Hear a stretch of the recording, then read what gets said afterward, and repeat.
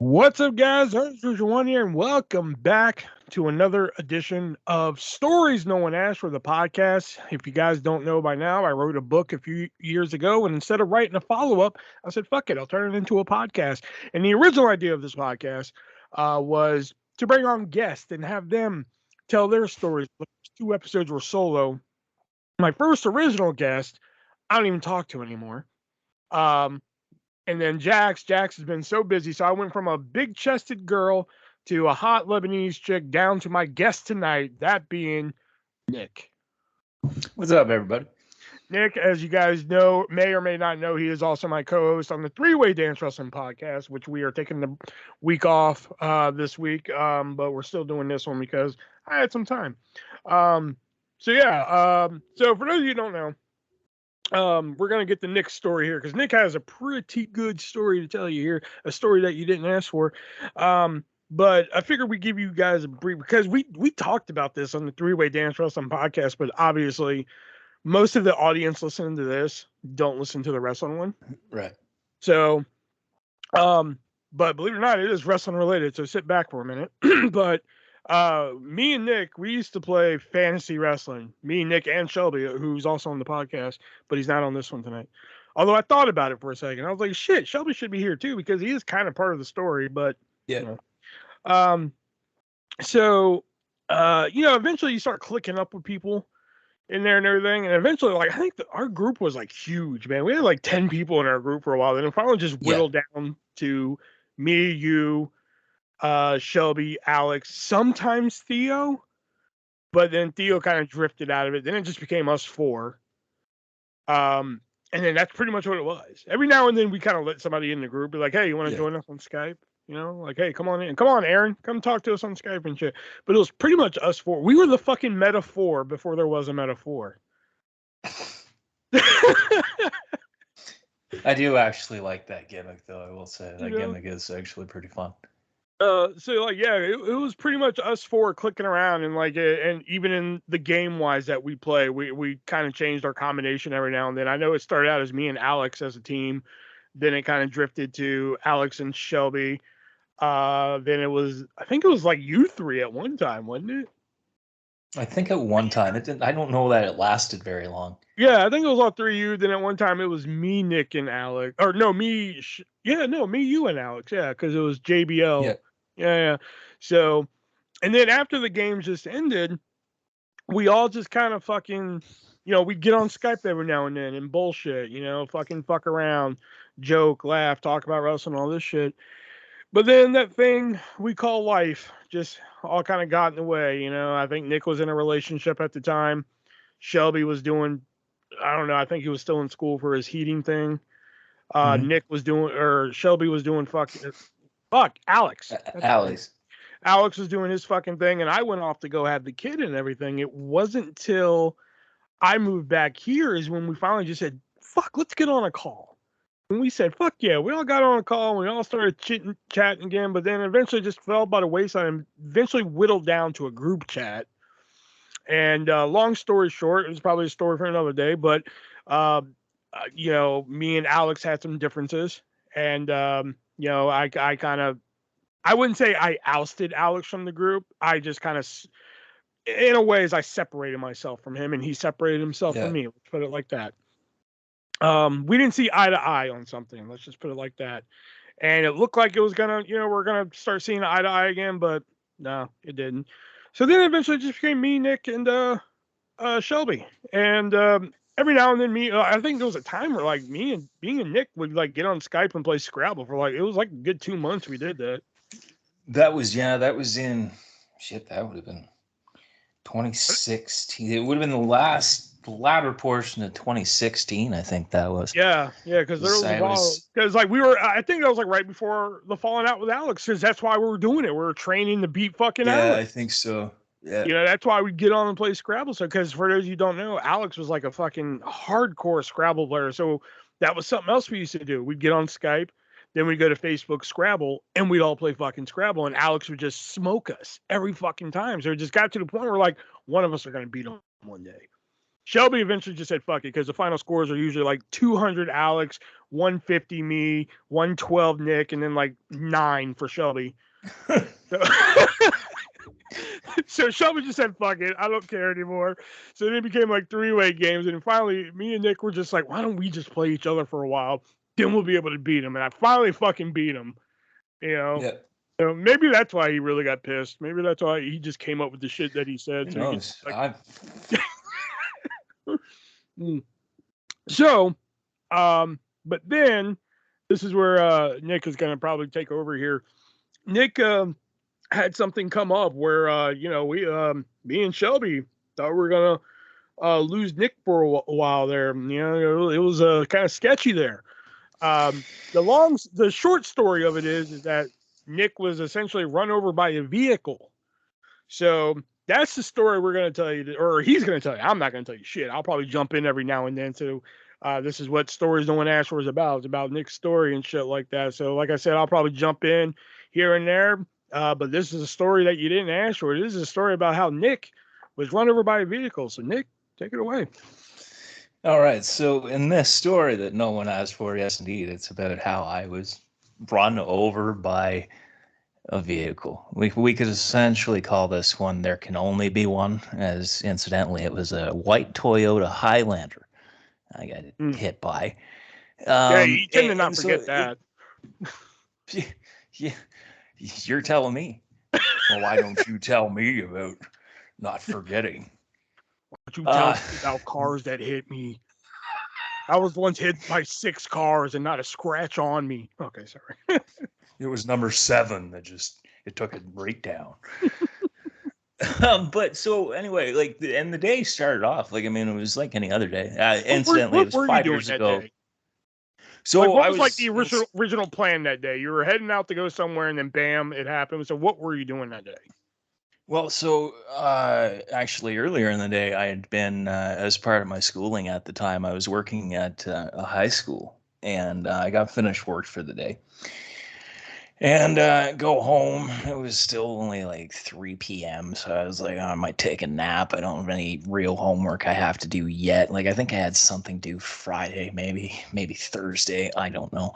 And so I took a nap. Later on that evening, I was supposed to be actually helping my cousin with computer parts or something at her dad's old place. So, okay, fine.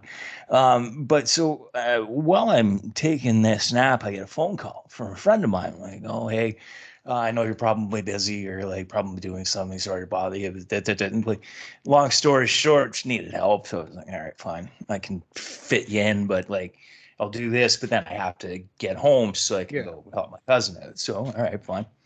So, and at the time, the city I was living in, it was very easy to walk anywhere. You could, it didn't matter how long it took because there was just it was easily laid out. This is Kingston, right? No, this was it's called Brockville. Brockville. Okay. Yeah, so on the St. Lawrence River, you look across, it's Ogdensburg, New York, pretty much over there. So I'm walking, and the way I was taking would be the way I would normally go to school.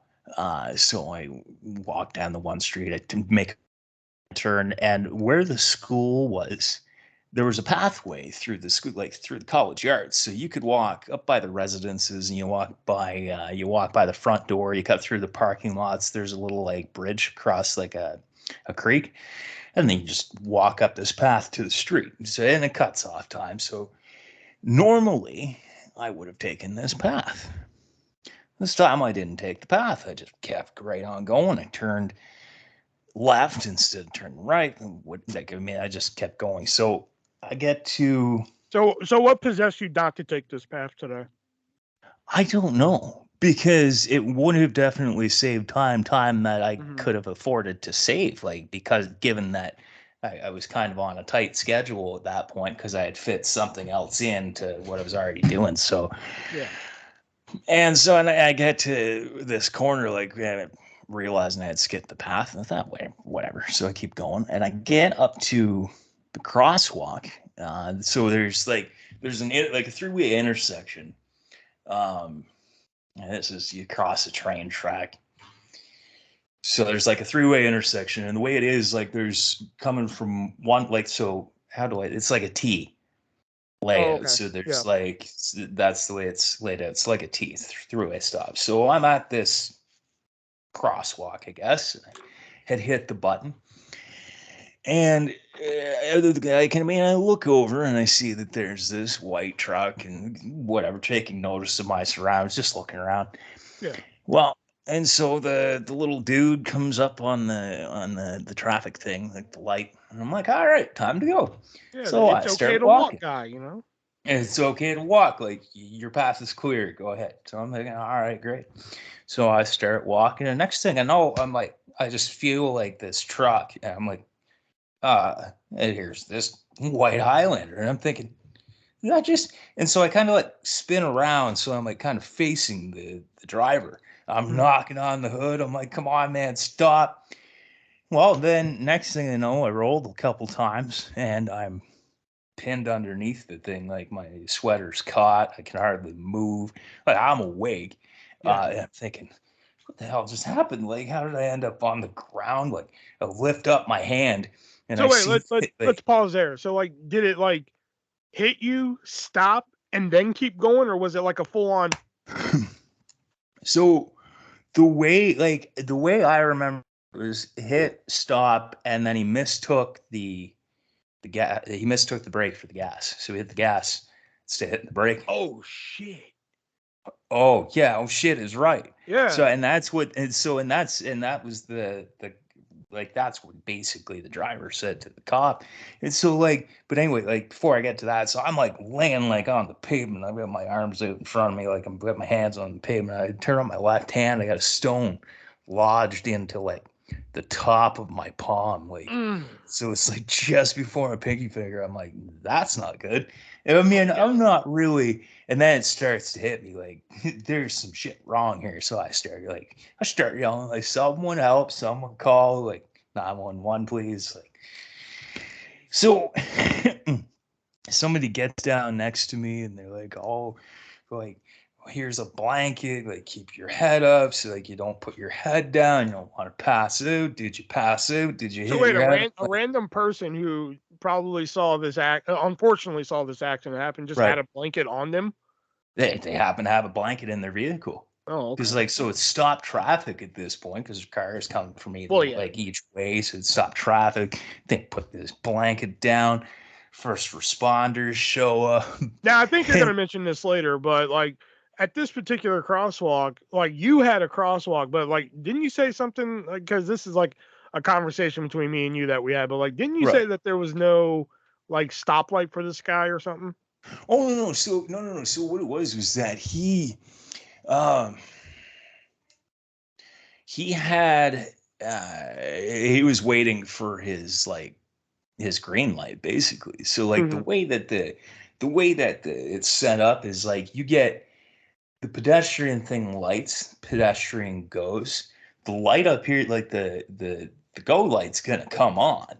But Mhm. I mean, it's rule, you yield to the pedestrian, because they're the pedestrian. You're in Yeah. a 3,000 pound vehicle. Like, shit, you yield to the pedestrian.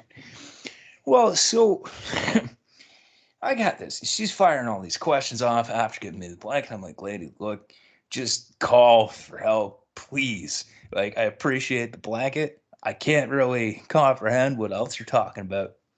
Just help me out here. Well, it's Cops probably show up. they probably were asking you simple questions because it's to make sure you don't have a concussion. Yeah, no, yeah, it was, yeah, and so the cops show up and they start asking me questions and I'm answering perfectly fine. They're like, where were you headed to? What happened? Can you move? And I'm like, well, I don't really know. I said, I was like, I can't feel my right leg. So it was like, I know I can't, like, use my one leg. Unbeknownst to me, I wasn't going to be using the other one either, but we'll get to that. Mm. So, I'm trying, he's like, can you move? And I'm like, well, you'll have to give me a minute or two. And he's like, well, we got to get the backboard and everything. Uh, Another cop is asking the driver what's happened. The driver's like, I didn't see him. There's another guy. He, like, just comes out of nowhere. He's like, you don't tell him you didn't see him. I watched you. you looked him in the eye before you ran him right over. And the cops. Sorry, I didn't mean to laugh. Just like I'm picturing that in my head. Just like a guy just mystifying out of nowhere, like, bullshit, you didn't see him, you know? Like, this witness is just like, he's like just getting ready to, like, it almost looked like he was going to pop him one. And so the one cop, he brings the driver to his cruiser. Here's the backboard now. And they're like, all right, can you pull yourself up? So somehow I managed to pull myself onto the thing. Now, at the time, I didn't realize I've got, I think it was like 8 to 10 broken ribs on the left side. So like my basically one rib cage is damn near shattered, and I've got a broken right collarbone. Not to mention the other injuries that I mean, I didn't know what injuries I had, but those were some of them after the fact. So I pulled myself onto this backboard. They like turned me around. They're like, "Oh, you got something in your back pocket?" I was like, "Yeah, that's this. Like, is that like a problem?" They're like, "Oh, no, like we just want to make sure." Like, and they're like, because I had this metal tin in my back pocket. They're like, "This could actually help you." Actually, I was like, "All right, well, whatever." They're making sure you didn't rob that guy before you got hit by his car. So then they're like, "Okay, so we're gonna give you," I forget what they gave me. And they're like, "And we're gonna get you to Kingston as quickly as we can," because like Brothels got a hospital, but they don't have a trauma unit. Mm-hmm. So, well, they don't have like an extensive unit to like given the injuries. So like, well, we're gonna get you to Kingston as quick as we can. I'm like, what do you mean as quick as you can? They're like, well, so then they got me in the back of the ambulance, and they're about to go, they're about to knock on the window, like haul ass. And they're like, well, to start with, you're rapidly losing your blood. They're like, you're at like, I think at that point I was at like 58% was my hemoglobin level. Oh, you say ooh to that. So they start going. I already said like, oof to like your left fucking rib cage being shattered. Yeah. Because like so I knew you broke some rib. Y'all got to remember at home, whoever's listening to this. Obviously, Nick has told me and Shelby this story, parts of this story before. In fact, I actually have a story, and Alex too, because we were still talking to Alex at this point, or I should say. But like some of this shit, like either A, I don't remember, or B, Nick has never told us. So if I sound surprised, legitimately, I'm surprised. I'm not playing it up. And I will say too, there's some stuff like there's some integral points like to my like to the story that I'm leaving out because I just don't need to touch on it. Some of it I may have told you guys, but there's some I'm intentionally leaving out. Like not any of this. Like I mean the immediate aftermath though, like that's mostly intact from what I can recall anyway. So I'm in the ambulance. They're like, you're at 58% hemoglobin. I'm like, well, I don't know, but because I was never like a science major, and the only reason I passed, it was like I almost failed grade 10 science because I forgot to put my name on my exam. But I was like, I'm pretty sure that's not good. They're like, well, I ain't no doctor, sir, but that shit don't sound right. And so I'm like, all right, well, can somebody like I know my phone's somehow my phone's okay. Like there's no issue with my phone, even though it was in like my pocket. I'm like face down underneath this vehicle after being hit, run, whatever. So I'm like, you take out my phone, I need to make a couple calls. So first, I call a friend that I'm on my way to because they're like, oh, you got several missed messages. I'm like, yeah, I can call the number. I was just friend, just like, oh, no, like, what's happening? I was like, look, I'm not gonna make it over there tonight. I just got hit by a truck. And she's like, I'm sorry, what? I was like, yeah, you heard me right. I just got hit by a truck. I'm in the ambulance on the 401 to Kingston. I just wanted to let you know I'm not gonna make it tonight. I was like, time out. Your first call was to your friend that asked you to do whatever, just to be like, hey, I'm not gonna make, not your mom or dad, to be like, hey, I was just struck by a vehicle, not me or Shelby, to let us know you were struck by a vehicle. that would have been acceptable. But but whoever this friend is, you're just like, not gonna make it tonight. Got other plans now. Well, so then I was like, I gotta let you go. I gotta call my cousin now, cause like I knew my mom, like I knew my mom was off work that day, but I knew my dad was at work, so I'm like, I'll save that call. That will take the longest, naturally, whatever. So then I call my cousin. I'm like, hey, look, this is what's happened. I'm not gonna be able to driving over to get that stuff tonight. I was like, I'm on my way to Kingston in the back of an ambulance. She's just like, yeah, I spoke to the police. Like they got a hold of me. She said, I got a hold of your mom. She's already on her way up there. I was like, okay, like I'm telling you though, I was like, I'm not gonna die tonight. Like I just want you to know I'm not dying from this. And So wait, she said she already talked to the police. So like, did she already know about it before you called her? Yeah. So that's another bit. I forgot that part. I had told the cop, there's 3 people I need you to call. I need you to call the one friend. I need you to call the cousin. I need you to call my mom and dad. And they're like, okay. So, but then they didn't get to. Yeah, that's what it was. So they called anyway. So they had called, but I didn't have the number for my cousin, right? They eventually figured it out. Anyway. So I'm on the phone with my cousin. She's like, yeah, she said this stuff. And I said, look, I'm not gonna die tonight. There's 2 paramedics in the back of the ambulance, right? So the one is up like looking at charts and trying to like kind of reconstruct like what's happened to get a feel for the injuries to tell the awaiting surgeons or whatever, doctors, nurses and shit. So I say I'm not gonna die tonight. I just want you to know that the one That guy's paramedic looking I at the see, clipboard like, I don't know, dude. he's kind of like you can hear him just kind of like, and this female paramedic, she's sitting on the bench and she face palms. I was like, hey, miss, not with that attitude.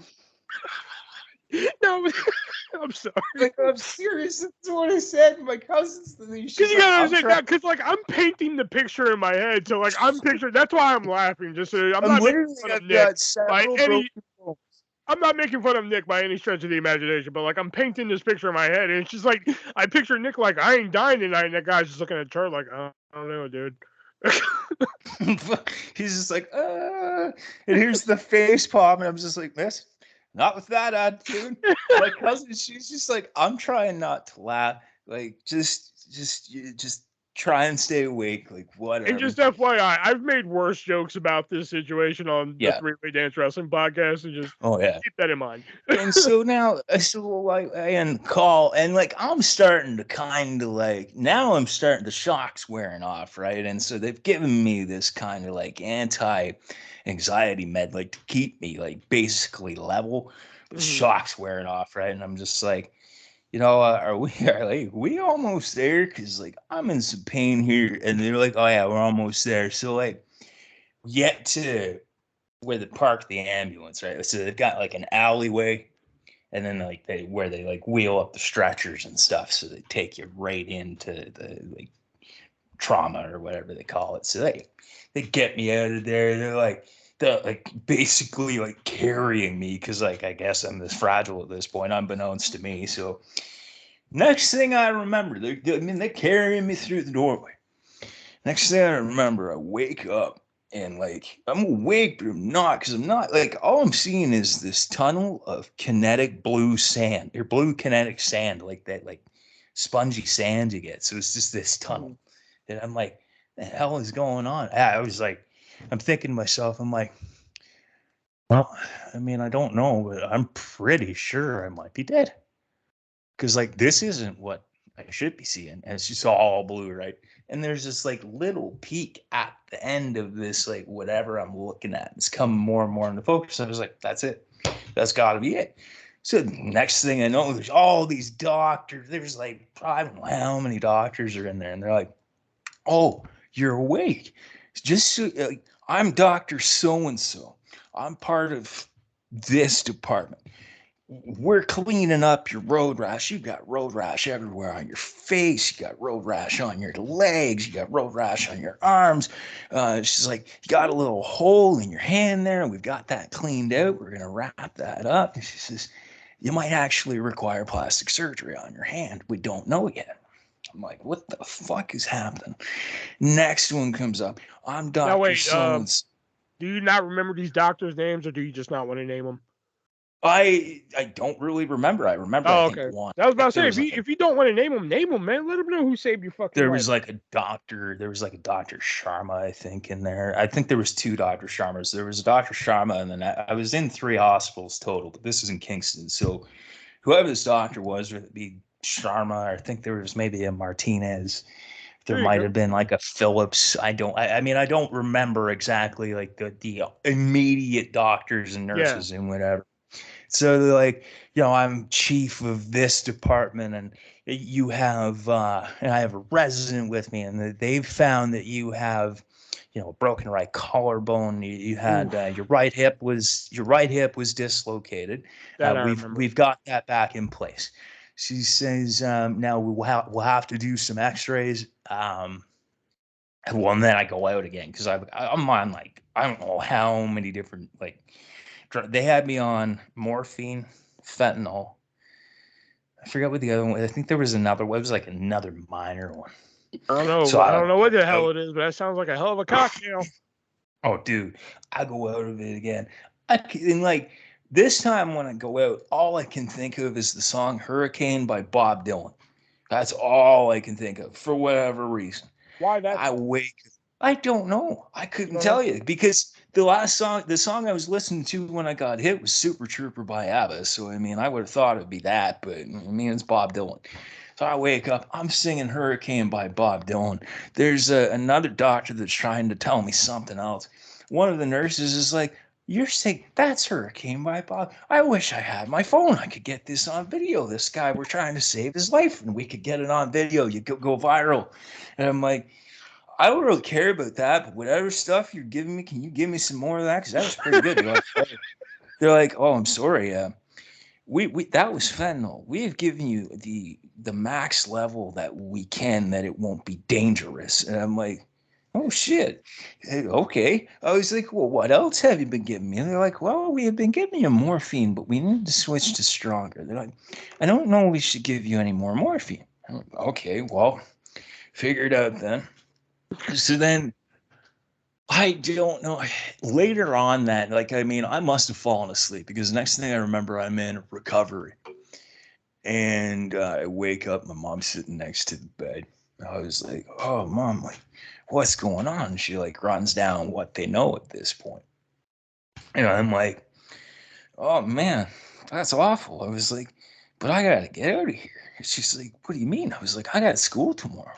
I was like, I gotta make sure I'm there because I was in school for to be a youth worker at that point. I was like, I gotta be there for the kids, man. They're gonna wonder where I am. I gotta be there for the kids. And I try getting out of bed, and this nurse like she like comes like flying in. She's like, "Well, what are you doing?" I'm like, "I gotta get to school. I gotta get to Brockville." She says, "I don't know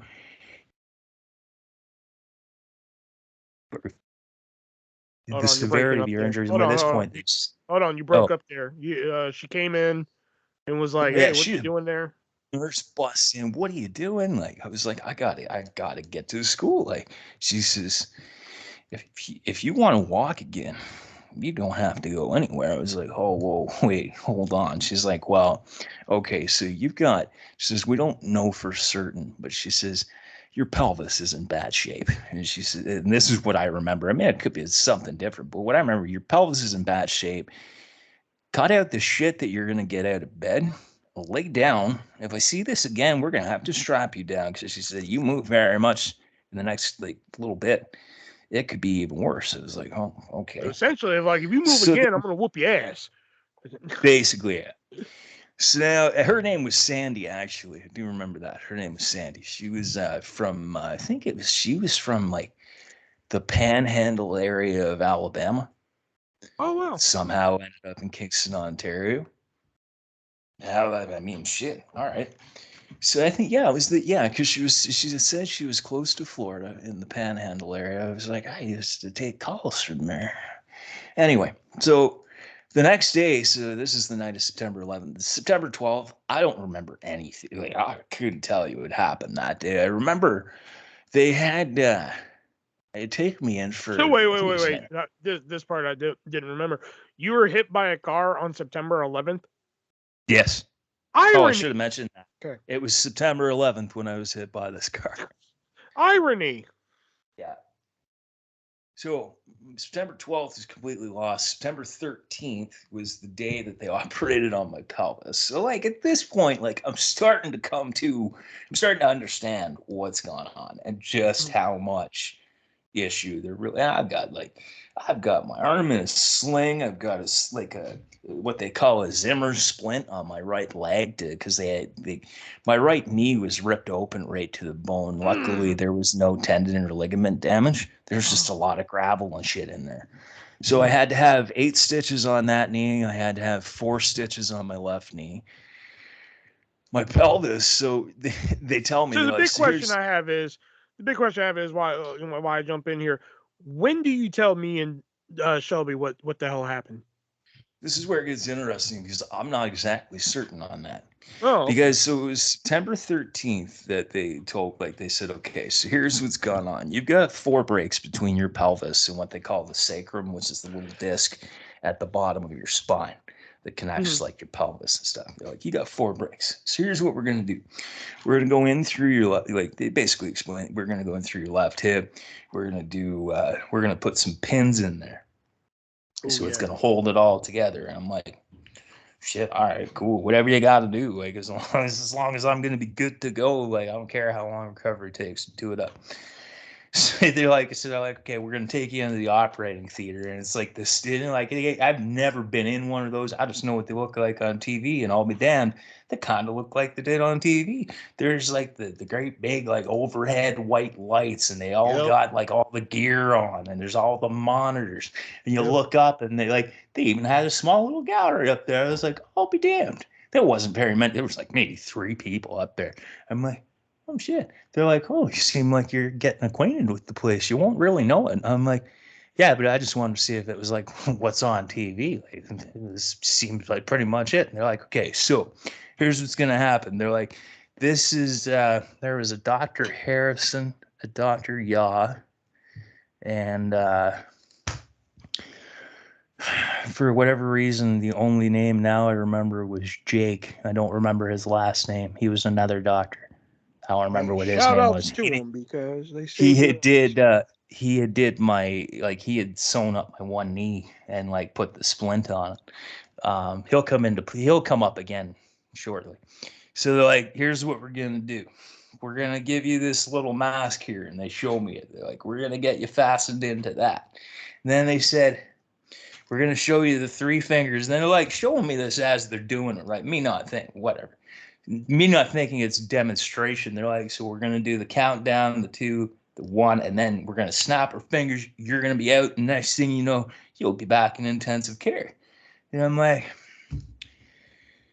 I'm not falling asleep yet. They're like, well, we haven't given you the mask yet. I'm like, oh. So, of course, they hook me into the mask. 1, 2, 3. That's that. Next thing, and I'll wake up. I'm in intensive care at this point. This is the first I think I had been in ICU at this point because they couldn't get me in right away. They just had me in the trauma recovery unit, waiting for a bed.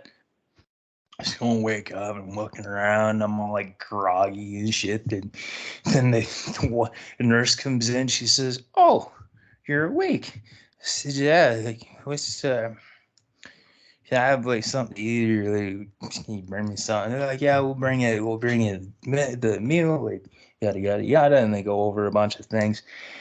And then they said, we see that you're a smoker, and it's been 2 days since you've been in this accident. We were thinking that you probably are like going through nicotine, which I wasn't even thinking about that shit. It's like, here's a piece of gum, and I'm like, oh well. I was like, I took a bite. I was like, this tastes like shit. I hucked it at the window. It actually stuck to it. I felt bad about that. So then, let me think. Mom and dad were there, talked to them for a few minutes. Next thing I know, I'm asleep. How did mom take it? Wow.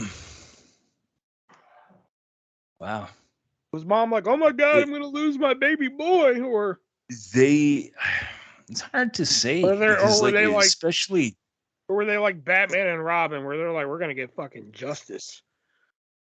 In the immediate aftermath, they were like, thank God you're here. Yeah. I mean, it's hard for me to say because they didn't show a lot of like emotion around me until I was getting out.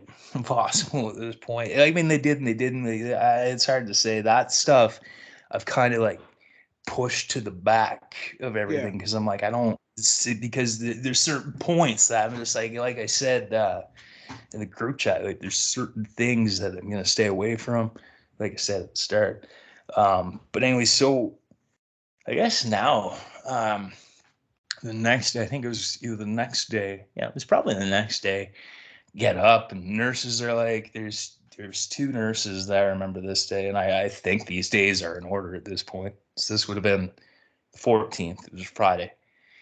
And the nurses of the day, there was Linda and there was Janet.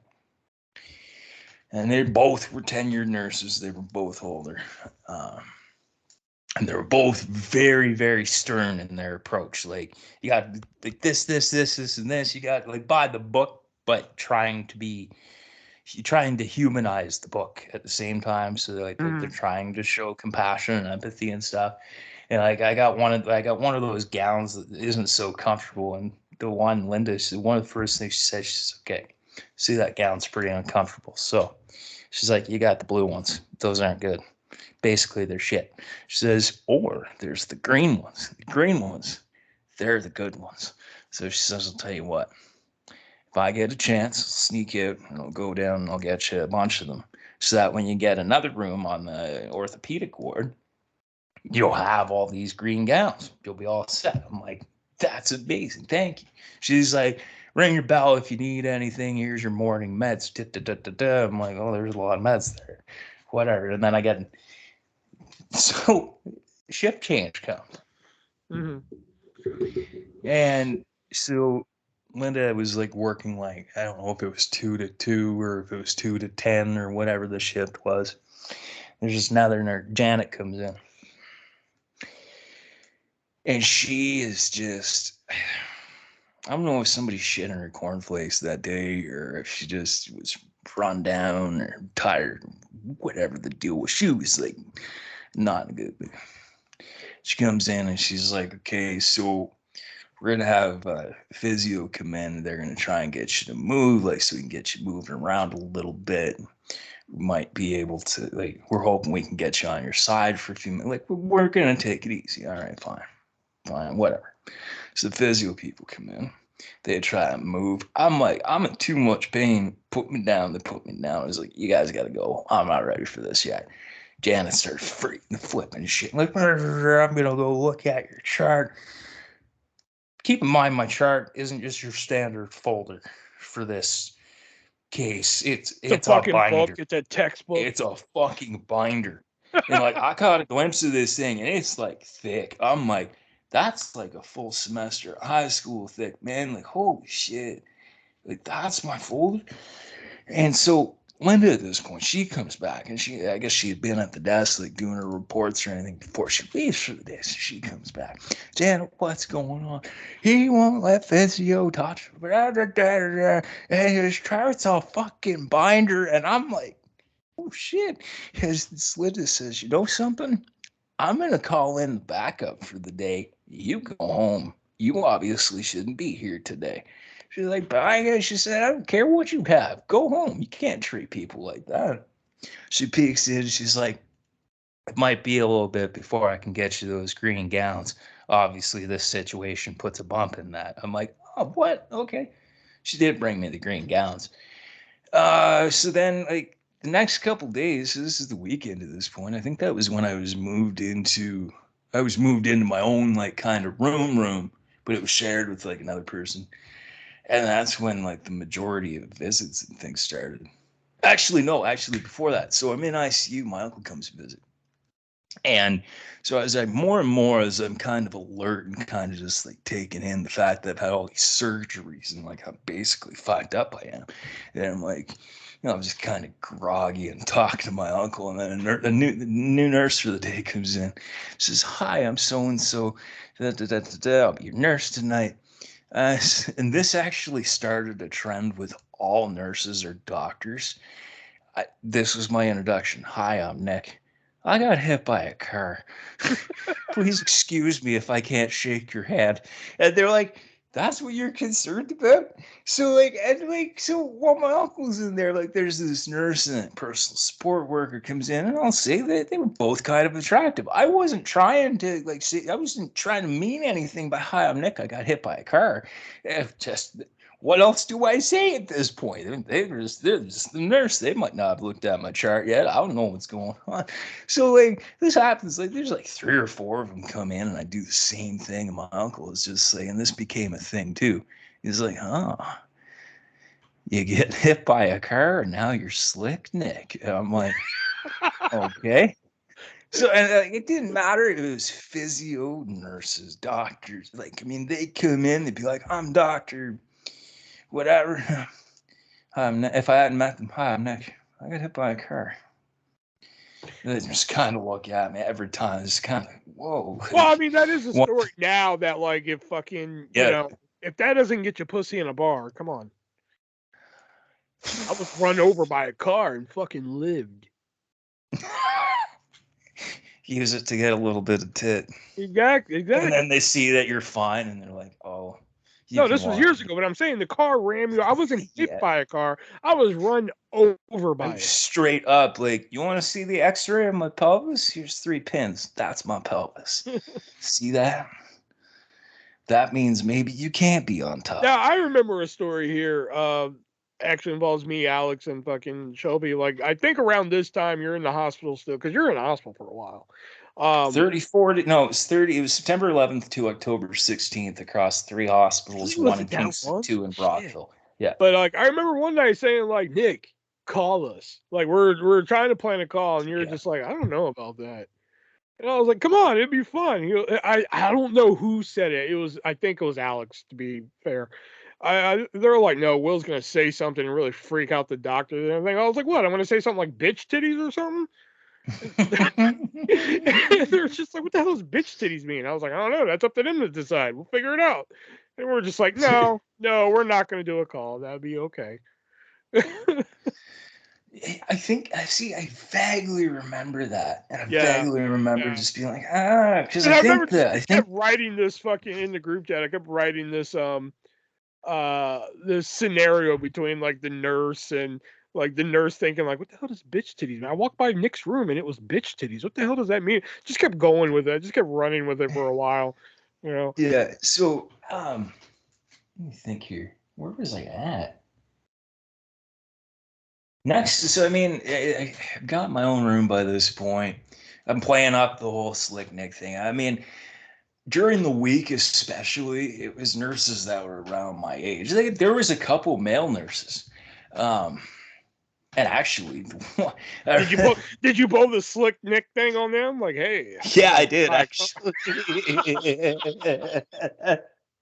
You're like, fuck, I'll take what I can get right now. I don't give a fuck, man. There's one I remember. His name was Cody, and he was like, I think he was a resident, because the nurse. So he worked with this nurse named Renata. She was great. I loved Renata. She knew how to give like the perfect needle, like, because I was getting like blood thinner needles and shit. Yeah. She like to give the perfect needle. You wouldn't feel it. Like nothing. I was like, wow, like, can you be my nurse all the time? Well, no, sorry. I was like, did I mention, hi, I'm Nick? I just got hit by a car. She's like, yes, you did. I was like, okay, cool. She's like, I've heard the slick Nick routine. Thank you. Cody, the resident, right? So he's heard all this, right? He's laughing. He leaves. But so the next night he was in again. Ronaldo was doing something at the other end of the floor. So he comes in. He's like, all right, so I can do certain things that she can't. She'll be down later. Okay, fine. He's like, as you know, I'm Cody, whatever. And I said, I'm Nick. I got hit by a car. So he shakes my hand. He says, and I said, wow, Cody, you got really soft hands. And he says, oh, thanks. I was like, oh yeah, no problem. I was like, if you want some candy or something, I got a whole bag of candy on the windowsill. I can't eat all that candy. And he's like, I could go for. He said, no, not right now. Maybe later if you're awake, I'll come and grab some of these. He's like, oh, those Skittles. Seriously pulled the fucking like, hey kid, do you want some candy without a van? He straight up said, he's like, "Oh wait, is that Skittles?" He's like, "No, no, I can't take candy right now. I got things to do." And so he's like, "Renato, down, whatever, fine." Um, so the end of this week, the one I said, I remember his name was Jake, right? So I wake up. It's like the first like real like slept through the night, knowing like I mean I've slept through the night. I wake up, I'm like fresh. I'm like, wow, I actually slept good. And here's Jake and his resident sitting here. And I'm like, whoa, have you have you been there all this time? He's like, oh no, I just walked in. He's like, you have to go to sleep. I was like, okay, I'm not dreaming. All right, there's a doctor sitting there. All right, cool. Well, what are we doing today, doc? He's like, oh, I'm taking your Zimmer splint off. I'm like, oh, sweet. Okay. So he's like, and physio's hoping they can get you up walking today. I'm like, what? Pardon? We're moving awfully quick here, aren't we? I was like, this only happened like a week and a half ago. Like, aren't we moving quick? He's like, well, I don't know. He says he seemed to be healing up pretty good. So we're going to make sure it's like slow going or whatever. We're going to make sure somebody's holding on to you. We got a wheelchair, whatever. Okay, fine. Physio comes in. This is the first, like, I've gotten up and sat down like different days, but this is the first. They're like, okay, we're going to get you up walking. I'm like, I don't know about that. She's like, I'm just telling you right now, I don't know about that. He's like, oh no, we'll try it. I mean, I was able to get walking done. It was that night so this is the week after. This is now the Friday, the week after. So I mean, it's whatever fucking day it was. The dates get lost and things, but so this is the next Friday after, and they're like, "Oh, you got your transfer. We're gonna transfer you back to Brockville. Like that way, you know, you're in the city you're living. Everything we've done here, all that's left for you to do is recover. So that would be in a better spot. You'd be more comfortable there." I'm like, "Great. What time?" They're like, "We'll let you know." Okay. So I've gone through physio. I'm tired, man. I'm like, oh man, I just want to sleep. But apparently, they're moving me today. Like, this is gonna be a tough night. Whatever. Fine. So I'm just kind of laying there, and they come in like 4:30. We're moving you at 4:30. I'm like, awesome. All right, it's 3 o'clock. Perfect. 4:30 gets here. I'm like, where are they? Like, looking around. They haven't come in yet, so I ring the nice bell. to know that Canadian hospitals are just like the American ones at some points. Yeah, so I ring the bell. They come in. They're like, what's going on? I said, okay. They told me they're transferring me at 4:30. What's going on? Oh, well, just a minute. So I go in and check. They're like, okay, so now it's going to be, I think they said 7. And I'm like, okay. They're like, here's some Tylenol. I was like, can you get me one of those breakthrough hydromorph shots, like just to put me to my next bed? Okay, yeah, sure. It's been 2 hours. Here you go. 7 comes around.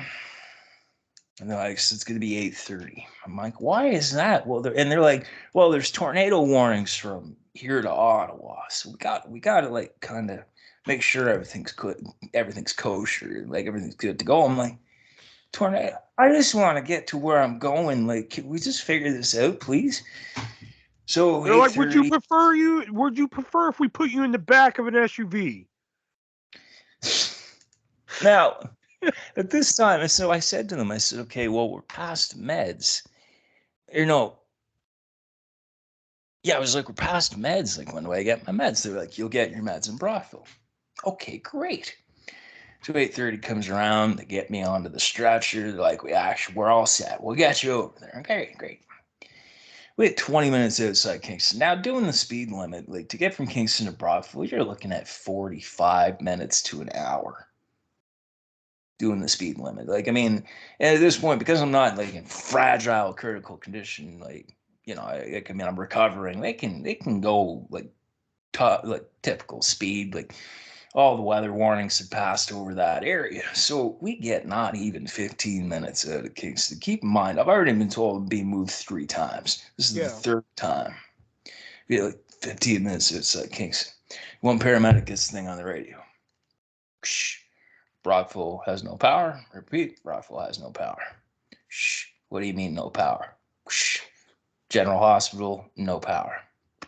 We got a patient transfer coming. Yeah, that's going to have to wait.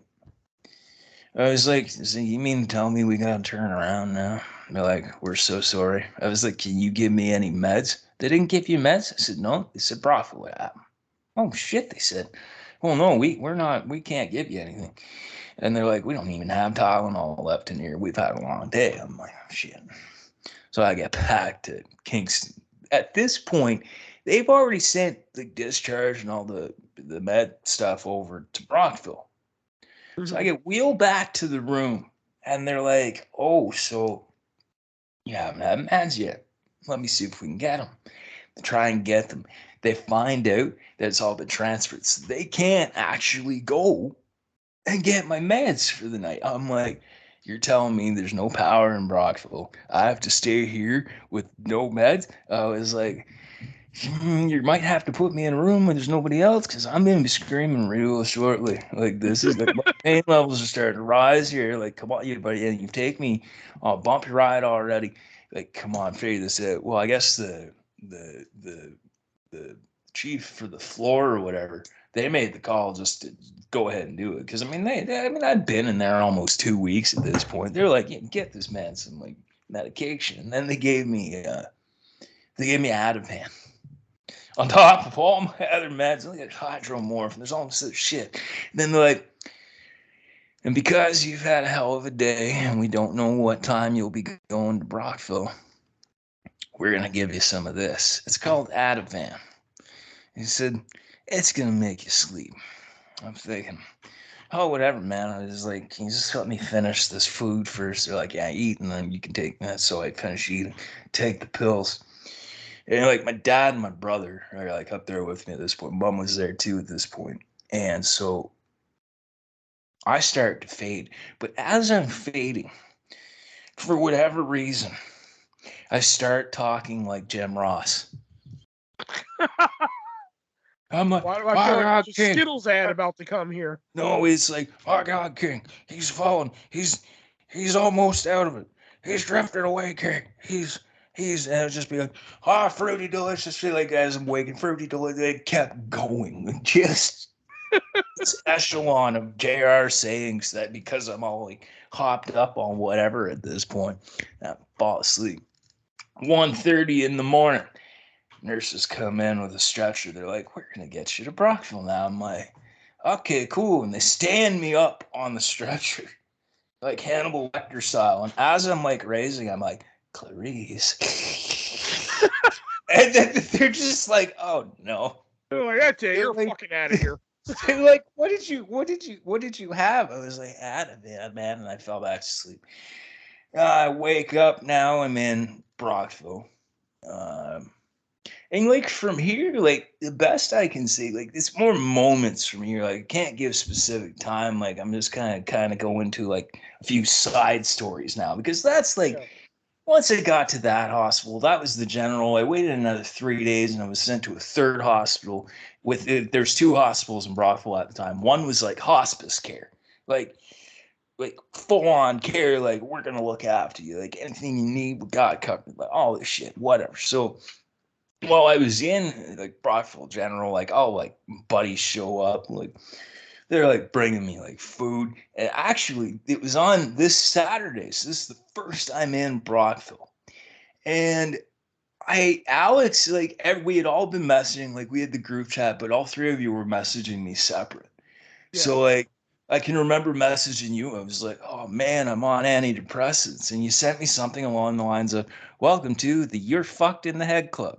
Your membership card may be delayed due to a printing error or due to a printer issue. Please wait please wait 6 to 8 weeks for a receipt. And I was just like, I was just fucking killing myself laughing at that. I get a message from Alex, and he says, I hope it's okay. He says, I told Shelby like what, because Shelby at the time, he wasn't on Facebook itself. Yeah, he kind of pieced off for a while there, yeah. Because I think that was with his ex and all that shit at the time, or maybe Cinnamon. I don't know. I don't think it was either. Yeah, I think it had to be something like that because he already had his heating thing done. So yeah, so it was something like that. There was some reason he wasn't on Facebook. Alex, because then he was in the group chat though. Yeah, And I had posted what my room was, like as to visiting it. I guess so Alex had messaged Shelby outside of the group and had said that because like Ohio really like you can cross the like there's Ohio really isn't that far across, like I mean in terms of getting over, like I mean once you're over in Canada it's a whole other fucking navigation thing, and Alex said like logistically I can't get there, but he said I don't know what your plan, like to Shelby, I don't know what your plans might be, but this is where he's been, this is where we think he's going to be, I'll update you, whatever. So he's Alex messaged me, he says I hope it's okay. He says, I know you just got to, he says, I think it's called Brockville. Yes. I said, yeah. He says, okay, I hope it's okay. I told Shelby, like, your room, he might come to visit. I'm like, fuck, really? I'm thinking, like, because I'm thinking he's not coming from all the way from Hamilton or Ottawa or whatever. He's not going to drive up here. And so this Saturday, like, all my work buddies are out of work. Like, buddies have been in, brother and dad and mom have been in again. They're coming in later. And that might have been the day I asked. No, that was actually a different day. Because I asked for chicken soup from Quiznos, but that was a different day. Mm-hmm. That was later on. Anyway, they've been in. So I'm laying there. I just got the latest tray of shitty hospital food. I'm like, I'll eat maybe a little bit of that. Oh, that's packaged. That's fine. Like, it was just some of the hospital food is not good, especially when you've got like over a month of it on your plate. Like, my fuck. So I'm like struggling to eat this fucking whatever it was. And walks in this dude, and I'm like, well, I'll be damned. He says, you know who I am? I was like, holy fucking Shelby. He says, yeah, dude. He says, you might know this, but Alex messaged me and told me what room you're in. He says, incidentally, he said, I've been working. He said he had been working between Kingston and Ottawa, and he had been in Kingston the day before, and he was going to go up that day, but then found out I was being transferred, so he waited. And he's like, yeah, so I knew that, I knew what was going on, and then Alex said you'd been transferred, and then we were waiting to see like where you would end up. So he said, Alex must be again this morning, said this is where you were. So he said, I was on my way from Kingston to Ottawa, so I figured I'd book a room in Brockville, come up to see you for the afternoon. And then he said, tomorrow, I'll bring up coffee for you, chat for a bit before I go home. I'm like, holy shit, dude. He's like, he had come up twice because he came up another time, but I think it wasn't this time because then the second time he came was in the third hospital. Yeah, that was the third one. So he's just like, yeah, dude, like, and so he starts like, we start chatting like about whatever as if we had been on Skype, and then so it was just he seemed shocked that because he walks in, he's just like, yo, who I am. I was like, well, holy fuck, it's Shelby. That's when you should have hit him with the like, I'm Nick. I got hit by a car. I thought about I thought about that. Actually, Now, for those of you listening at home, I want to preference is that like me, Nick, up until Shelby walked into that room, me, Nick, Shelby, and at the time Alex, we have spoken to each other online for I want to say at least a decade. Now it's been longer. So, yeah. Now it's been way longer, but like up until Shelby walked into that room, none of us have ever met eye to eye. None of us. I mean, face to face. Yeah, we talked on video chat. Yeah, video chat. Yeah, but like we have talked to each other on Skype about like our most personal things and shit. I mean, Nick, Shelby, and Alex know about my fucking horrific breakup with my baby mama. I know about Nick. Dude, I remember the day you called us, you messaged us to say you're pregnant. The girl I was with at the time was doing a driving test. I was waiting in the car, and I get this message. You're like, guys, I'm gonna be a dad. What the fuck? I'm like, whoa, you know, okay. like I mean, like Nick has told us these horrific fucking like relationships he's been in. Shelby's told us personal shit. Alex has told. I mean, like we've shared all this personal shit with each other, but we've never seen face to face. So like Shelby walking into that room was like a big thing, you know, in my eyes. Yeah, it was like, wow, it was two of us have finally fucking met up and shit, you know. Yeah, and so and like so it was the next Tuesday it was transferred. So like Shelby and I whatever. And he says, like, so he comes up the next day, brings coffee, we chat a little bit more. The whole, I'm getting calls like, we're coming in at this time. We're coming at this time. So and so is coming at this time. I'm like, holy shit, a whole fucking trough of visitors again. Including Shelby's like, I'll be back down like next weekend because I gotta go to Kingston again. Like, let me know if your room changes, whatever. Shelby's on his way. This girl I used to work with, she comes in. Her name was Melissa. She comes in with this whole bag full of things, puzzle. There's a fucking Venus flytrap, a fucking like all this shit. She's just I was like, in case you forgot, hi, I'm Nick. I just got hit by a car. She's like, you use that to flirt, don't you? I was like, Melissa, you've always kind of caught what I'm trying to do. She's like, and it's never worked on me. And I'm like, but maybe it will. She's like, but maybe not. I'm like, okay, fine, flirt. And that's always the rapport we had, but I figured, why not? I'll give it a shot. So then the next thing I'll get to, so Tuesday happens. I get transferred over to fucking real focused care. And of course, the very first nurse, I get wheeled in. This nurse, I think that was Candace. Was that Candace? I think it was Candace. She comes in. Hi, I'm Candace. I'll be your nurse tonight, 7 to 7. You got me all night. Said, even better, she was like, hi, I'm Candace. I was just hit by a car. So I'm like, I'm Nick. I got hit by a car. She says, yeah, I heard about that. She says, how you doing? I said, well, a lot better than when I was on the pavement, bleeding out. She says, well, yeah, I would imagine. And then I had Fahrenheit 9/11 sitting on that little tray thing because for whatever reason that was the only thing consistently that would put me to sleep every fucking night. If I couldn't sleep, I threw on Fahrenheit 9/11 from the start. I'd be asleep in minutes. Every single it was fucking at least for the first 3 weeks. Mm-hmm. You got to keep in mind 34 days, 21 of those is just Fahrenheit 9/11. That's a lot of the same Michael Moore. Shit. Hey, when I broke my collarbone one time, I seriously watched the fucking Harold and Kumar go to White Castle. I couldn't tell you how many times. But the irony of that too, Fahrenheit 9/11, my accident happened on 9/11. That's all this shit in my head, and that's so all this shit clouds up my head. I'm like, whoa, that's fucked up. And I sleep, whatever. So she's like, Fahrenheit 9/11. She says, I like Michael Moore. It's too bad he wouldn't run for politics. It was but then we wouldn't get awesome documentaries. So she's like, yeah, that's true.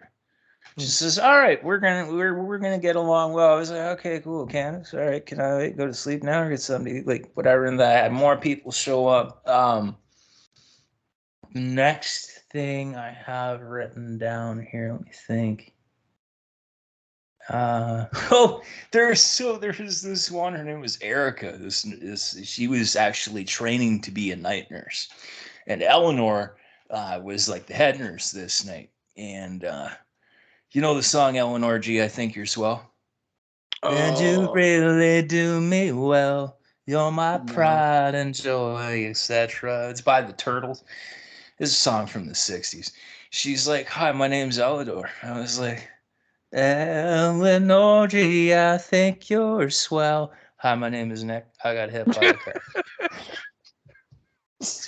She's like, oh, well, at least you're in good spirits. But she's like, I've been looking at your chart. You had a rough go. I was like, oh, yeah. She's like, well, yeah, we'll do your vitals. We'll get you your meds, whatever. She says, I got 2 training with me tonight. And I'm like, oh, great. So in walks, there was Erica and, oh, shit. Was it Shannon? Was it Jamie? She was tall. She was taller. There was Erica and there's whatever I forget the other one's name. But Erica looked like Anna Kendrick. She was a doppelganger Anna Kendrick. I was like, wow. So I do the bit. Hi, my name is Nick. I got hit by a car. Oh, I'm so sorry to hear that. Anything you need throughout the night will help you out. Don't worry about it. Oh, hi, America. Oh, hi, I'm Nick. I got hit by a car. Oh, also Erica. Has anyone ever told you you look like Anna Kendrick? Oh, no, I haven't got that. But you look like Anna Kendrick. I really like Pitch Perfect. She was great in that one. I was like, she's gorgeous, I got hit by a car. She's like, yeah, I understand that. She said, you know, anything you need, whatever, we'll help you. I'm like, okay, cool.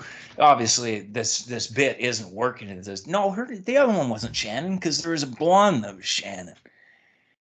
She's the one that told me I look like Dr. House. Yeah, so I tell her you look like Anna Kendrick. She said, whatever, thanks for the compliment. We'll do whatever for you. I'm thinking, all right, cool. So then there was like another night. It was Shannon. Shannon walks in. She's like kind of taller. She's like, she looked like did you ever watch oh no, not even. She looked like a young Ashley Simpson, only she was like in her late 20s. Oh, okay, that makes sense. So she comes in. She's like, oh yeah, like I'm gonna be the nurse on the floor in the day throughout the week. Okay, great. And she's like, you know, if you want to go for walks or whatever you want to do, let me know. I'm like thinking, all right, cool. Um, so I did the bit. I get hit by a car. Ha ha ha. Like, so there's one day I'm going to walk up the hallway, and I've got like this. I've got a cane at this point. It's got the feet on it, like the 3 or 4 feet at the bottom with the little stand, and like I was wearing. So I'm wearing pull over button up shirts, like unbuttoned. I've got like a golf shirt on, and then I've got like track pants, like just whatever I could find that was comfortable. Like, so I mean, I'm like looking like casual, but like also like kind of like comfortable. I call it casual but comfy. So I'm walking, and I'm just like basically venting about the fact that I'm still in the hospital, and like if we're only doing like this certain things, why can't I just go home? She says, you know something, you are kind of. She says, you remind me of Dr. House. I'm like, Hugh Laurie? What the hell are you talking about? I was like, what? Because I got a cane and I'm like cranky and I might as well be carrying around a thing of hydromorph considering how much I actually like have taken. Like, what are you saying? She's like, actually, that's exactly it. I'm like, well, great. I guess we know how this is gonna be from now on, Shannon, don't we? She says, well, you did get hit by a car. I'm like, you picked up on that. Okay, great. So the rapport with Shannon was always good. She actually was the nurse on the way out. Like when I was being discharged, so the last morning she like comes in, she says, and to think I was gonna have another day to listen to whatever echelon of things you come out with that's just complaints and grievances and basically like adding more stock to the fact that you're basically Dr. House. And I'm like, okay, but I don't look like Hugh Laurie. She says, well, I wouldn't be so sure of that. Yada yada yada.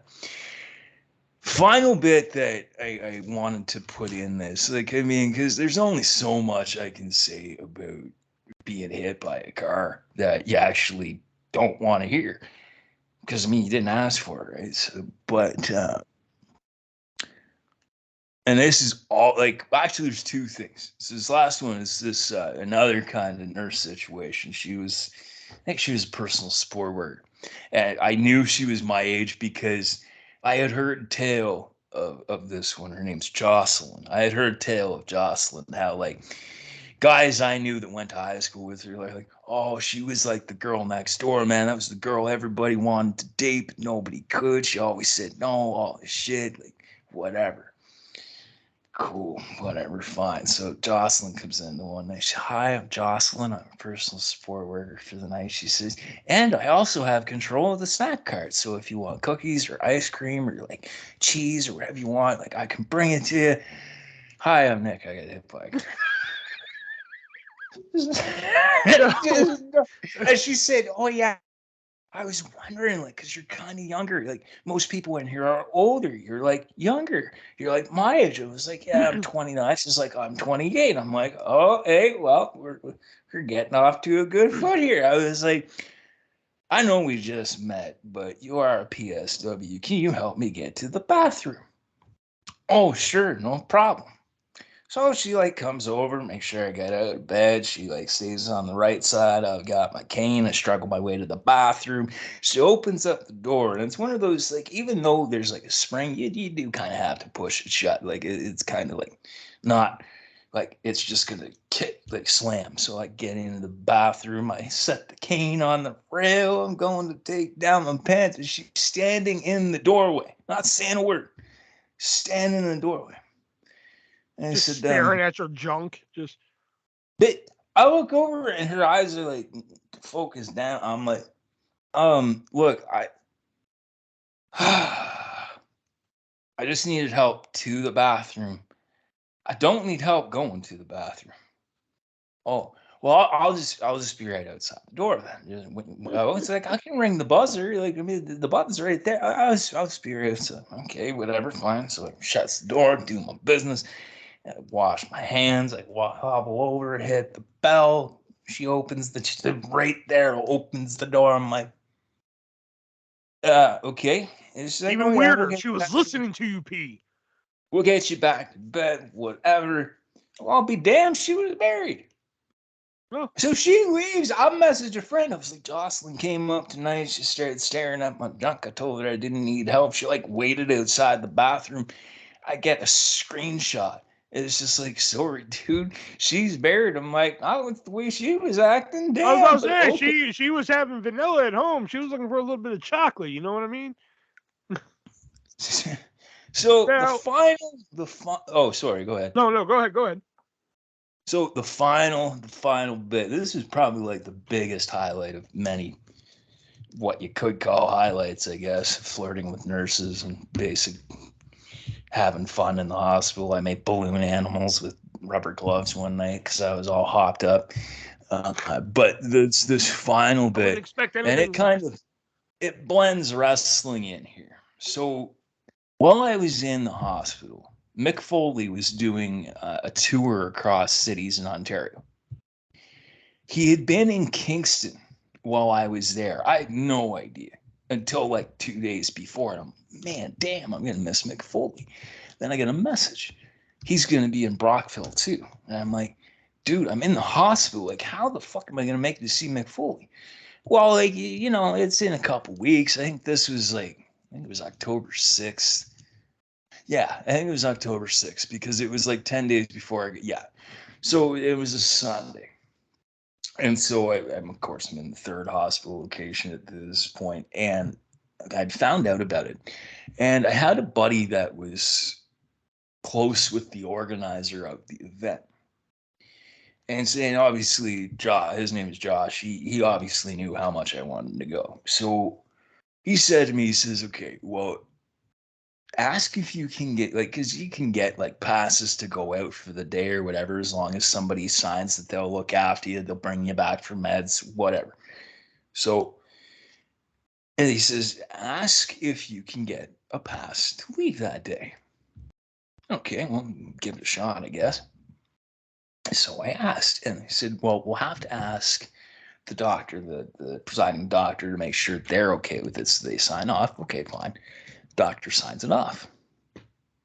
Shit.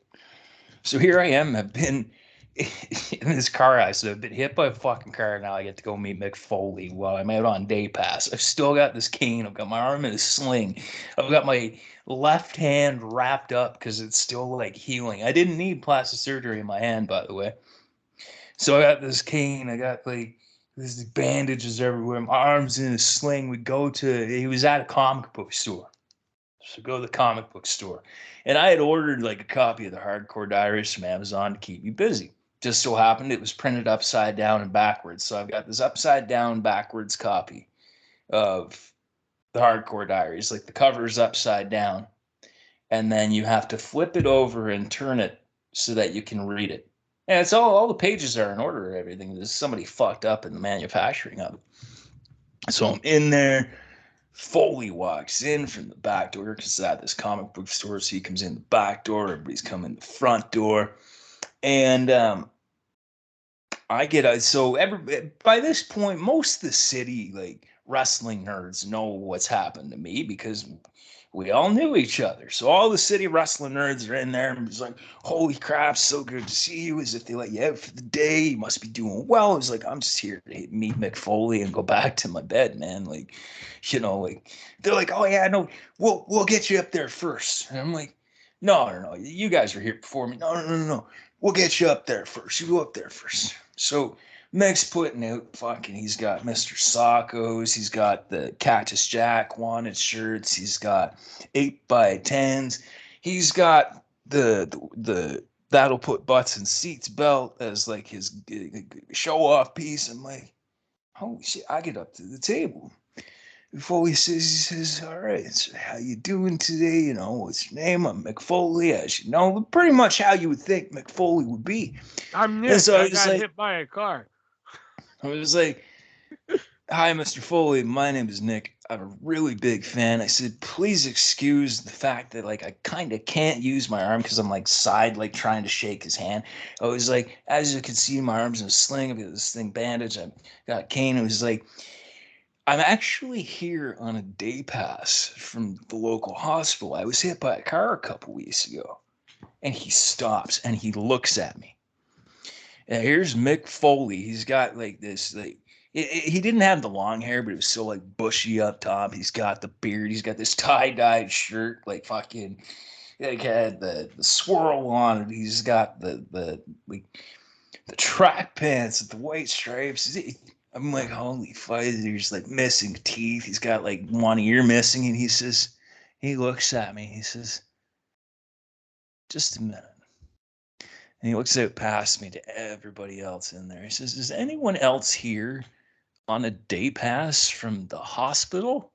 And everybody just kind of looks down. And he's like, wow. He says, you know, I've done this a lot. And he says, I try and talk to as many people as I can. He said, I know that I don't always get a lot of time, but he says, I think this is the first time that I've had somebody, a car accident victim as a pedestrian. I think that's the first time I've had somebody who had been hit by a car only weeks earlier, not only ask for, but fulfill that day pass from the hospital to come meet me. He says, I'm really touched by that. He says, what can I get you from the goods? I said, what do you mean? He says, well, he says, I see you got the book there. He says, I can sign that for you. I said, well, how much? He says, oh, no. He says, whatever you're looking for, that's on me. He says, I'll sign your book there. He takes the book. He's like, this is upside down and backwards. I'm like, yeah. He's like, I had never seen one like this before. He's like, wow, something else that just makes my day. So he signs, have a nice day. I think he signed that one, McFoley. You should have went for the custom and like, I'll take a belt. He only had the one belt though, or a wool. Oh. But he says, he grabs an 8x10. He starts signing that to Nick, get well soon. Catches Jack McFoley, sets that down. He says, we got to get you a Sacco. So he takes the Sacco.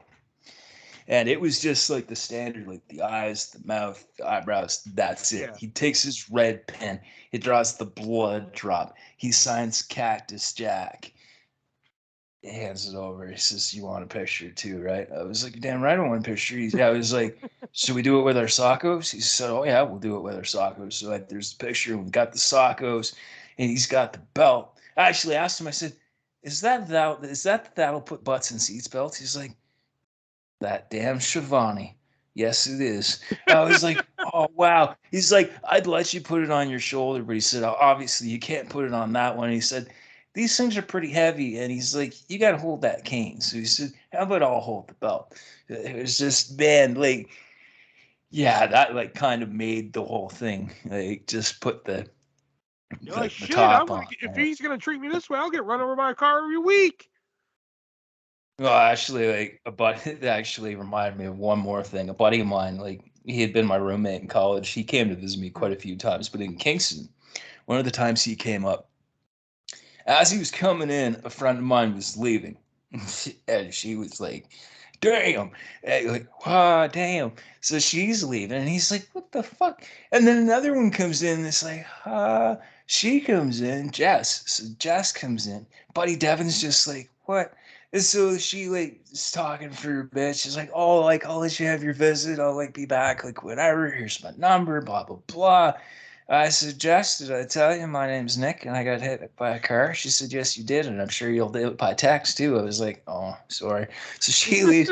I was just like, man, I got to get hit by a car. I was like, what the fuck are you talking about, dude? He's like, man, like those two are like tens. I was like, dude, you're married. He's like, oh yeah. So I wanted to mention, I don't know if you can / want to talk about this, but eventually you sue the guy who fucking viciously ran you over. So if you can sum that up, like what was kind of that process? Like how long did that process take? So I'll just sum up kind of the aftermath of the hospital. So I get out of the hospital October 16th. I had already been set up with an occupational therapist. The occupational therapist got me set up with a physiotherapist and like a psychologist, Mm-hmm. psychiatrist actually was a psychiatrist. So they set that up. It was the insurance company. So I get set up with the lawyer. It was like personal injury lawyer. The lawyer, they sued the insurance company. So the Mm-hmm. driver's insurance company. So that was, let me think. I met with the lawyer first in November. So that's 2018. And then it was So this went on for a while because you didn't get your payout until like last year, didn't you? 2021. It was May Shit. 2021. And along the way, there were times like, because I was getting like they called it, what was it? The emergency? No, what was it? I got some sort of benefit. Yeah. So I got like a chunk of Yeah, because I cash every remember that. 2 weeks, Yeah.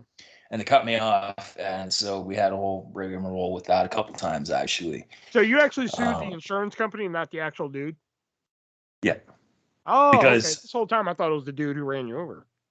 no, it was the insurance company, but Yeah, we talked about that this. was the way that was procedurally. That's the way it was done. Like I could have gone if After I the had fact. have known, if I had have realized at the time that he wasn't actually charged. Excuse me.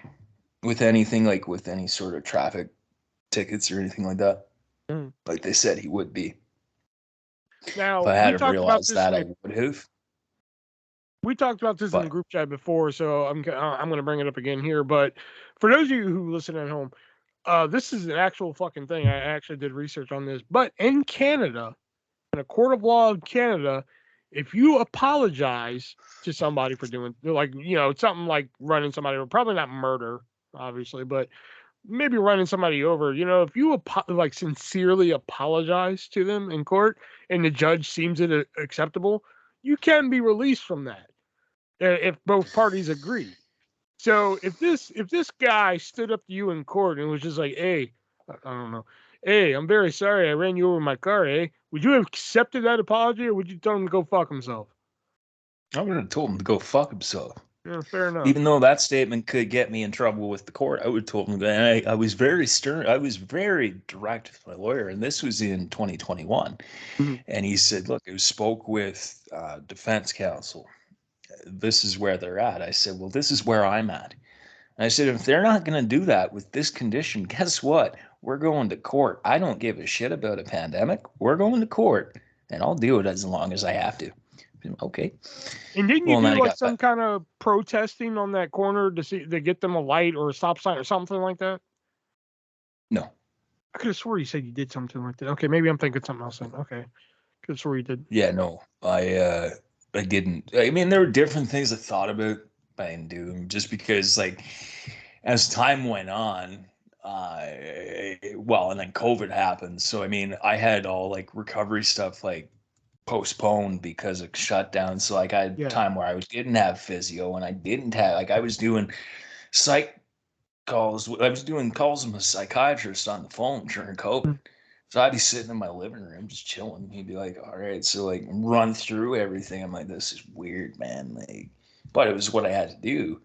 Uh, but yeah, no, I guess like I I tried to So pick out that's another some of that's the another one I lighthearted want to bring stuff. up.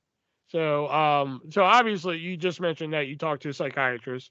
Um, Yep, yeah, and you'd mentioned you're on antidepressants, or yep, was, or still am, whatever. still are. So the question is, I have for you with this whole scenario is, like, were you like uncomfortable at all? Like you're like your mom's like, "Hey, we're gonna go to the store. You want to hop in the car?" Were you like ever uncomfortable? getting into a car again, or like fucking seeing a car? I know I've joked about it on the podcast before, but like honestly, like were you ever uncomfortable around a car again, or still am? So, for a while after, Toyotas, I couldn't deal with. I couldn't even see the Toyota emblem. It would trigger me back to the accident. Yeah. One other, like, because as they say, like, in evaluations and appointments and things with my psychiatrist, like they said, my PTSD was off the charts, and I'm always gonna have elements of it. Mm-hmm. It's gonna come like and go. You're not gonna be able to predict it. That's why they're like, we recommend that you stay on antidepressants, like you don't go off them. And the other one, the other main one, but actually to this day, I can't wear belts. I can't like wear any sort of belt because the weight to my pelvis, I can't do it. I haven't worn a belt or like to for my pants since that, like, since September 11, 2018. I've tried to, and I just can't do it. The other one though, like, is I it mean, just the weight, or is it like, oh fuck, I wore a belt when I got see, hit part by a of it is, car? oh Or fuck, I wore a belt. Yeah, when I saw that belt for the first time after, I was like, I was at a loss. I was just like, I can't, like, like. But the other big one, and I realized this, it was at a Wendy's, and you know how hospital bells is like, doop doop. yeah. So I'm sitting at a Wendy's, and this is like a week after I got out, and like maybe 2 weeks actually, maybe 3, sometime around November. And so I'm sitting at Wendy's, and I'm with my mom and dad, and I had just gone to the psychiatrist for the first time, I think it was, and he said, "This is, you'll want to look out for what we call triggers and different things." So I'm sitting there, and I think I was finishing up, and I hear, like, it was obviously a microwave or something from the back, and I hear doot doot doot. I melted down. I started crying. I hobbled my way out of there as fast as I could. I couldn't do it because in my mind, I was back at the hospital again. It didn't matter that I'm literally in Wendy's. I'm sitting down. In my mind, the nurse was coming, and like it just, wah, not recommended. So on a scale of 1 to 10, what would you give being run over by a car? I mean, the accident itself, like, I mean, hard, like 0, like that was awful. A hard 0? But like there's the overall stay, like as shitty as the circumstances were, I actually had a lot of fun over that 34 days. So overall, the in hospital experience minus the food was, I'd say about an 8.5. I had fun in there. Like when people used to ask me, Will, how was COVID? I'm like, oh, fucking 5 stars. How the fuck you think it felt? You know? Yeah, like, well, I guess that's a story no one asked for. There you go. You took my line, but that's okay. Sorry. No, that's fine. So yeah, that was a story no one asked for from Nick, and there are a couple other guests lined up. Of course, Jax is still in the works, and one of my friends from high school was like, I have tons of stories I want to tell. I'm like, I ain't fucking it. We'll do it. You know, plus, of course, there'll be plenty of other solo episodes with my stuff because I got plenty of fucking kooky stories to tell you guys. But yeah, hopefully you guys enjoyed Nick's story here because some of that shit I didn't even fucking know. And like I said, we talked to this cat like at least every day. You know, me and Shelby and Alex at the time and such like that. So like some of the shit I didn't even know. Like when when I was like, what? That wasn't me acting. That was me like, oh fuck. I didn't remember, or B, that was the first time I heard. I forgot a part. I think I was at 48% hemoglobin level when I got to the hospital that night. So I had lost 10% more of my blood. Shit. Like I was literally bleeding out. Now, was there any internal bleeding or? Oh yeah. Oh yeah. In fact, I remember in between when they sewed up my right knee and when they did my pelvis, I'm in ICU, and I literally watch our heart monitor start to flatline. And they rushed in and took me in for an emergency blood transfusion because I had started to bleed from my knee again. Or like there was internally, it was bleeding at the knee. Your heart monitor flatlined? I watched myself start to flatline. Fuck that, man. I've been They done. burst in there. They're like, we got to get you for a transfusion now. I was like, Whatever fucking hope I would have been holding on to at that point, I would have lost it right there. See, I had already gone through enough where I hadn't lost it. Like, not with that attitude. I was just like, oh well. I know, but like, you know, when you're like, oh fuck my ribs and this and that, but like seeing your own flatline, fuck yeah, I would never be able to watch a movie or anything again with a flatline in it. Well, and actually, and you know, I couldn't even see a monitor. As recently as last fall, my mom had gone in for surgery, and they had her connected to a similar monitor. And I walked in after the procedure had been done. I looked at the monitor. I was like, I had to go to the waiting room. I couldn't. I was like, I can't. And I said to my dad, I was like, I'm sorry, but I can't. I couldn't. And he said, I get it. He said that's why the doctors have said like you're always gonna have something. I wouldn't have been able to look at Chris Canyon the same again if I fucking saw my own flatline. Oof. Okay, I was hoping you'd get that. Okay. Man, that's fucked, man. That's like the most fucked thing out of that whole story, watching your own flatline. Yeah, I forgot about that until just now. That was wild, man. Oh, it was wild. You know, because like, oh man, because like I've been in a hospital room with like people I know, somewhat people I know dying in the next room and shit like that. But like, I just can't imagine laying there hurt and seeing my own flatline and shit. That's fucked up, you know. So yeah, dude. Oof. So yeah, there you go. There's a nice little bonus story there for you too. So yeah, that is gonna do it for this episode of Stories No One Asked For. I should be back next week with something. I don't know, and so will the Three-Way Dance Wrestling Podcast when we figure out whatever the fuck that's gonna be too. So yeah, we took the week off this week because my mom had some surgery done. So I was like, I don't think I'm gonna be able to squeeze in any wrestling or wrestling related things or movie related things because it was gonna be a movie review. So that's why you're going to be hearing this week. So hopefully you guys enjoyed this episode. You guys have been enjoying the fuck out of the last two, which I appreciate and everything. So this was an idea that actually worked out for me. So until next week, guys, for Nick, I'm the ArtistVersion1. Remember, be breezy.